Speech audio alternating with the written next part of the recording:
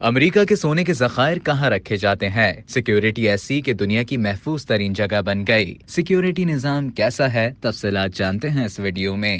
اگر آپ سے کوئی پوچھے کہ دنیا میں سب سے محفوظ جگہ اور مضبوط عمارت کون سی ہے تو اس کا جواب ہے فورٹ ناکس، کیونکہ یہ جگہ آپ کی سوچ سے بھی زیادہ محفوظ ہے، کیونکہ فورٹ ناکس میں امریکہ کے آدھے سے زیادہ سونے کے ذخائر رکھے جاتے ہیں۔ اپنی سیکیورٹی اور انفراسٹرکچر کی بنا پر اسے کرۂ ارض کی سب سے محفوظ جگہ مانا جاتا ہے۔ عمارت کے قریب جانا تو دور کی بات ہے، اس احاطے کے قریب بھی جانے کا کوئی نہیں سوچ سکتا۔ اس عمارت کا اصل نام یونائیٹڈ اسٹیٹس بلین ڈپوزٹری ہے۔ عمارت کے چاروں طرف اسٹیل کا احاطہ بنا ہوا ہے۔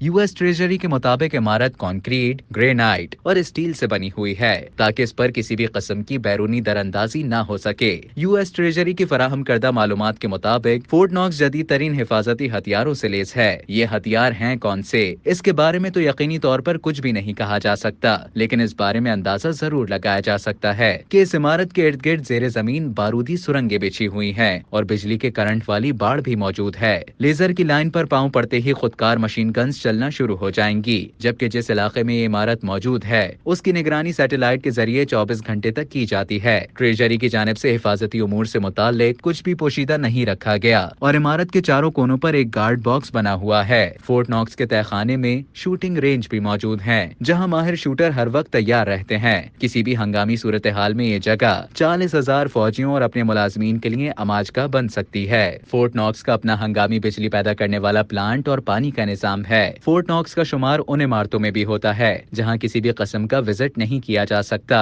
والٹ کا دروازہ اسٹیل اور کنکریٹ کا بنا ہوا ہے اور اس کا وزن ہی 20 ٹن سے زیادہ ہے۔ اس دروازے کے لاک کمبینیشن سے صرف چند ملازمین ہی آگاہ ہیں اور وہ ایک دوسرے کے سامنے بھی ان کمبینیشنز کا استعمال نہیں کرتے۔ اب تک کے لیے اتنا ہی۔ مزید اسی طرح کی دلچسپ معلومات حاصل کرنے کے لیے ڈیلی جنگ کے یوٹیوب چینل کو سبسکرائب کریں اور فیس بک کے پیج کو لائک کرنا نہ بھولیں۔